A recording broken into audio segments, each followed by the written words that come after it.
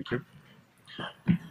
First of all, I'm very happy to be here, that you invited me to give a presentation. And these are my conflicts of interest. And as you see, Sobi is on it. But the question is, why am I here? You have such a large country. I come from a very small country, the Netherlands. It's given with the arrow. And all the knowledge on tyrosinemia type 1 is said yesterday is in Sweden and is in Canada. So, and all the Guyans have been here. I'm sorry, I don't know Professor La Rochelle, but I know Professor Mitchell, Schrijver in Tanguay. And the other problem is, I'm sorry, I don't speak Dutch. I don't speak French at all. I speak Dutch, yes, that's true. And another one is, and then I stop with excusing, I've changed my slides yesterday. So you have something on paper, but it might be not the whole situation I give you now. When did I start with tyrosinemia? It was 25 years ago when I had a patient with tyrosinemia, and I was starting my career. I didn't know anything about it. I didn't know anything about metabolic diseases. But the problem was that my bosses could not answer my questions I had as a starting clinician.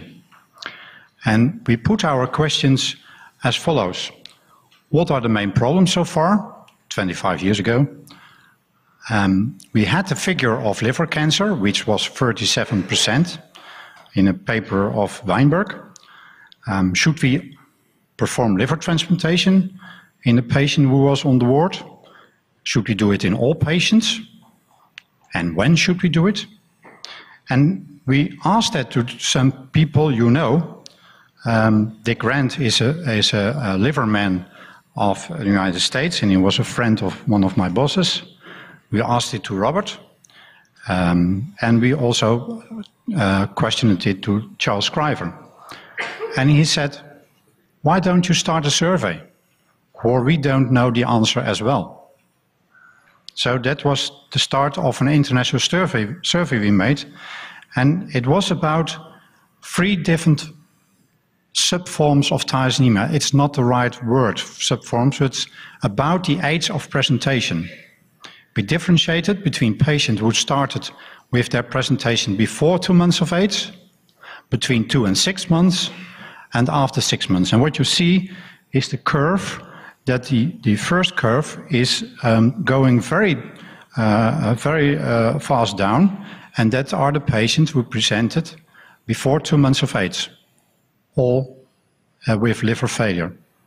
And what you see that when you don't perform liver transplantation, you put them at that time only on a diet, their risk of dying was very large.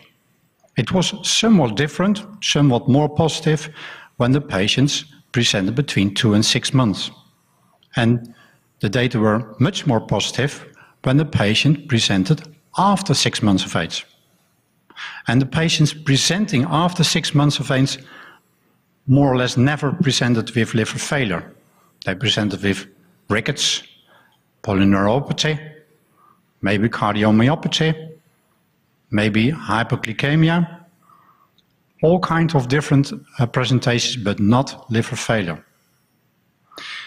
They ended their life usually, so to speak, with liver cancer. So it was the cause of death in those 130 patients was either liver failure, especially in the young ones, liver cancer in the patients who survived the first phase presenting very early, and especially in the older ones or presenting later.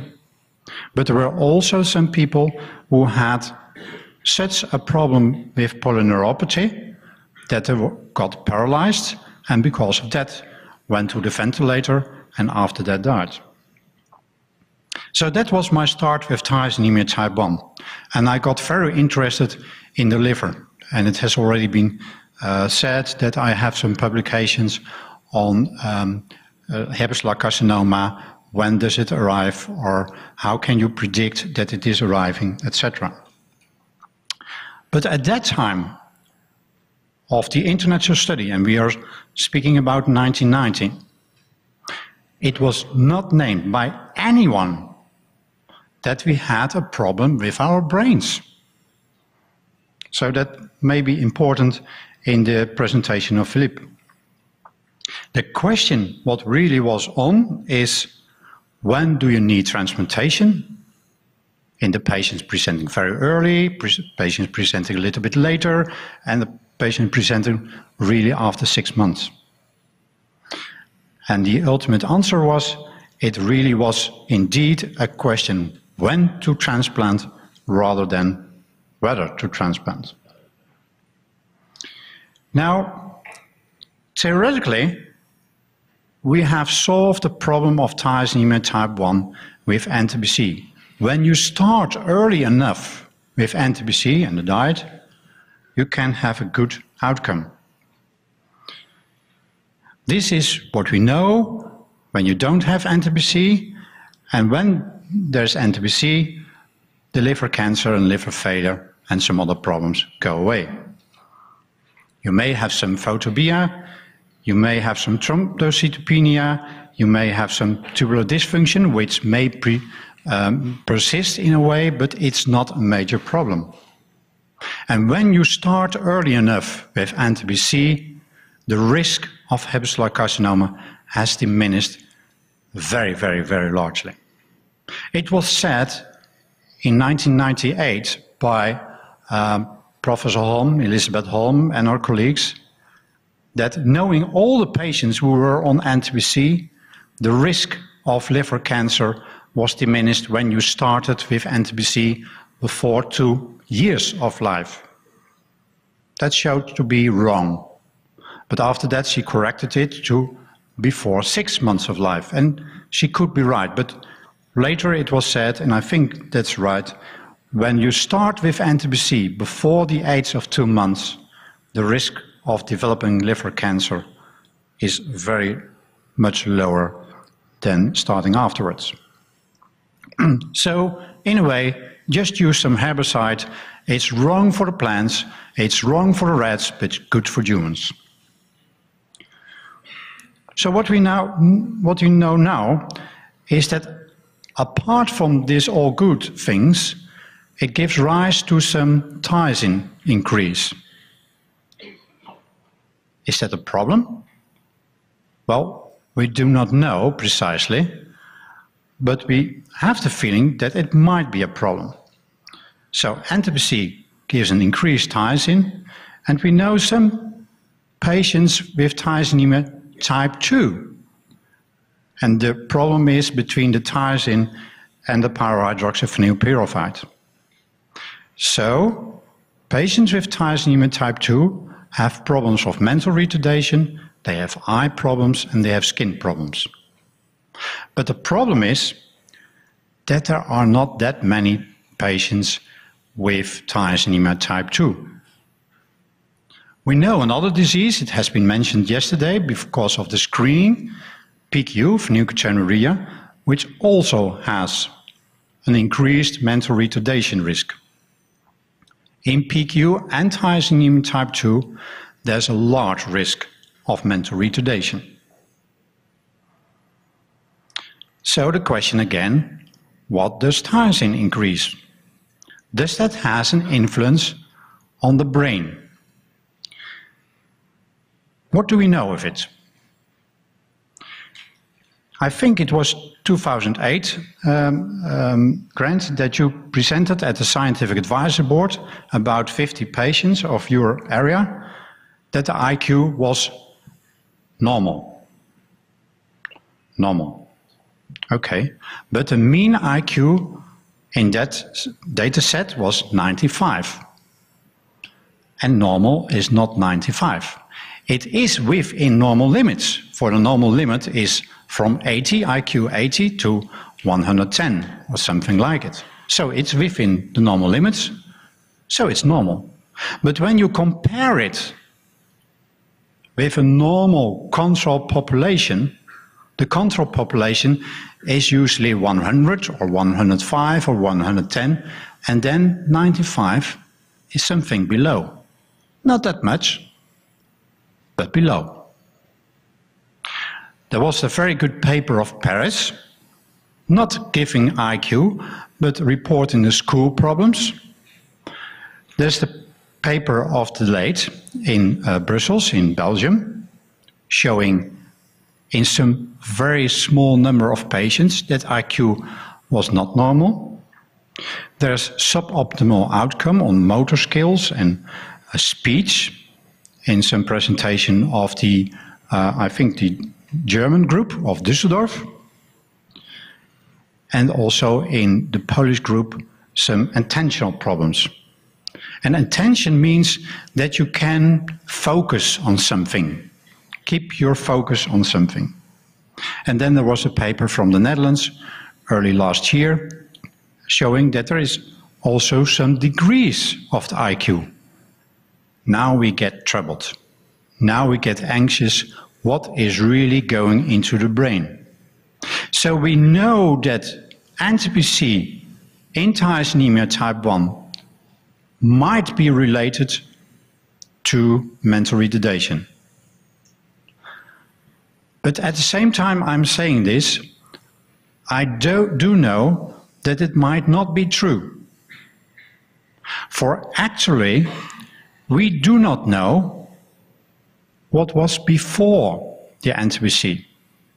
And it may only be because we were so occupied with keeping the patients alive, getting them from liver failure, treating the hepatocellular carcinoma, that we didn't measure, that we didn't think of the brain. So we are not sure whether it's related to NTBC, and Philip may show something on that as well. So when you want to have a study on tyrosinemia type 1, patients on NTBC, and you want to study their IQ, you would like to compare it with another group of patients. Tyrosinemia type 2 would be a good one, but as said before, there are not that many patients, so we try to compare it with PQ.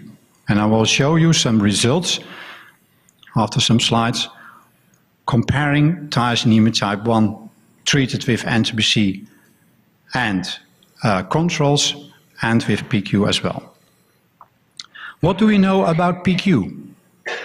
When you don't treat PQ with a diet, the patients have an IQ between 30 and 50. So very, very, very, very poor. When they're treated adequately, they still have a somewhat lower IQ than normal. So more or less the same as in the study some years ago from Grant Mitchell and Philippe. They have school problems. They have attentional problems. We call them executive functions. And they may also have some social cognition problems. What are executive functions? They are our higher ordered brain functions, the ones who developed the latest. That's what distinguishes us from animals in a way. Those are inhibition, it's working memory, it's cognitive flexibility, and strategic thinking, organization, planning, and they develop during life. That means they develop during a period until early adulthood. It's said 25 years at present. What does inhibition mean? Try to imagine you're standing for a traffic light and it's red, so you don't get the pedal on, you just stop. And then it's green, so you have to go, but all of a sudden it goes red again. Then you have to stop again. That means that you have to inhibit the idea that you are really going to drive. Strategic thinking in adolescence, when you think of school career and school issues and doing their homework, they really have strategic thinking. They learn to get, I don't know what you have as system, but in the Netherlands we have a system from 1 to 10, and 10 is the highest. They go for the 6-, just positive, but not more than that. That's strategic thinking. They can do it. But planning, when do you do your homework? Well, the evening before you have to finish it. That's not good planning. So planning in all adolescents is a problem, but especially in PQ patients, it's a problem. Same is with organization. So the question was, in our study on tyrosinemia type 1 patients, are there deficits in executive function, social function, and are these comparable to PQ?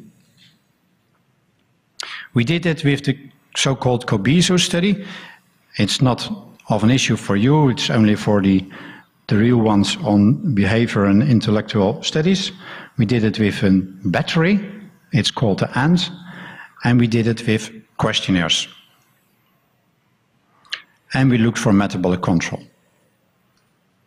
And the people who do it is Rianne Yachja, Wigert van Ginkel, and we will have some new ones and on the guidance of Stefan Huybrechts and myself. So now we compare only tyrosinemia type 1 and controls, and see it's only starting a study. It's 20 patients. We need larger groups. I will show you later. So this is the IQ, comparing in the subset controls and the 20 patients. It's within the normal range, the IQ, as said before, but it is somewhat lower than the controls. When we look to a large number of executive function, I only show you some results. We now have the inhibition and the working memory and the cognitive flexibility and some kind of other of the working memory. And what you can see is that inhibition does not make a difference in this study. But when you look for cognitive flexibility and working memory, patients with tyrosinemia have two problems. They are slower and they make more errors. Is that a problem? Will you see it in real life? Maybe, but it are only milliseconds when they are slowly, and they make some more errors, but it's not that they are stupid or something like that. Don't think that. But when you study them in groups, research, you see a difference. What we also saw was that there is difference in social cognition. And social cognition was measured in many ways, but the one I show you here is face recognition. That patients and controls could see what the expression is of the face. Is someone angry? Is someone happy? Is someone sad? And recognizing such things is important when you have a social relation with other ones. It's very difficult when you have some conversation with someone and you think that the other one is being sad, but he is really happy. Then you have some problem with that. And that means that patients with tyrosinemia type 1 have more problems with recognizing the face, what's meaning it. We also did some questionnaires, and you see that this is only about 10 patients, so really we are starting with it. But already then you see that there are some difference in ADHD, that means hyperactivity, and in conduct problems. So when we compare also with PQ patients. You see that the IQ of tyrosinemia type 1 patient is somewhat below normal and somewhat below the PQ patients. You see some more problems in the working memory in PQ patients, in PQ patients comparing to controls, but in tyrosinemia type 1 patients comparing to controls and PQ patients. And the same is with this one. And social recognition I showed you before, and this is also showing that PQ patients have less problems than tyrosinemia type 1 problems with social cognition. This is one on behavior, of course also important, and you see that there are more social problems, there are more attentional problems, and they seem to have more an aggressive behavior, the tyrosinemia type 1 patients compared to PQ and controls. Again, in a very small number of patients, and we have to do more. So when this is true, the next thing, of course, and that may be the most important, what can we do about it? Can we change our treatment? Do we need to change our treatment? That means maybe you have a different result when you do the same studies than we in the Netherlands and in Belgium and in France and UK and in Germany. I know, thank you for your time management. But that means that we look to a metabolic control. It's about tyrosine. Higher means more problems. Phenylketonurie, lower means more problems. Both high tyrosine and low phenylketonurie may be important in this way. I only show you this slide of 2 cases who started with neonatal screening.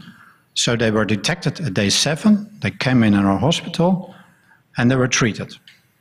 No problem, but with liver failure or liver cancer or whatever. But the first case had very low phenylketonurie concentrations. She had no high tyrosine concentrations, that was within 200 to 400, but they had very low phenylketonurie concentrations. She developed eczema, growth retardation, some tremor, and delay in development. And then we started with phenylketonurie supplementation at day 190. I'm not proud of it, but this was what happened. And after that, all problems resolved, but the mental retardation remained. In the second patient, we started with supplementation of phenylketonurie at day 19, and he had no problems at all. It can be by accident, of course, but the data are very suggesting that we have a problem with too low phenylketonurie concentrations. So I come to conclusions. There are some indications that tyrosinemia type 1 has some problems in executive function, but also social, cognition and behavior. There's a striking resemblance of the data got by testing batteries and the questionnaires. So that might prove that we are on the right side. We have cognitive and behavior profiles which more or less seem to resemble the PQ patients. And the outcome in tyrosinemia seems at this time related to high tyrosine and low phenylketonurie, and both should be prevented in a way. There are a lot of people having collaborated so far, for we have very small numbers in our own centers in the Netherlands, and so we have patients already from Belgium, UK and the Netherlands, but also we have some patients from Germany, and we go to some other countries as well, and maybe even to Canada. I really hope so, for I think it might be that you have done much more good and that we have to compare the results to know why you are so good and we are not that good. We will see. What we have to seek apart from what I showed you before, of course we have to find our relationship with tyrosine and phenylketonuria, but we also have to find out whether NTBC give a different outcome than liver transplantation patients, what the difference is when you start with treatment early or later, or whether you have had problems.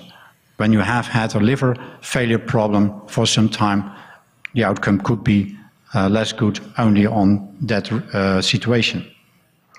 And you show that, or this showed that we have our participants from age 6, and we do it on different ways, and we need as much as possible data, especially also of the metabolic situation, and my PhD students are in below.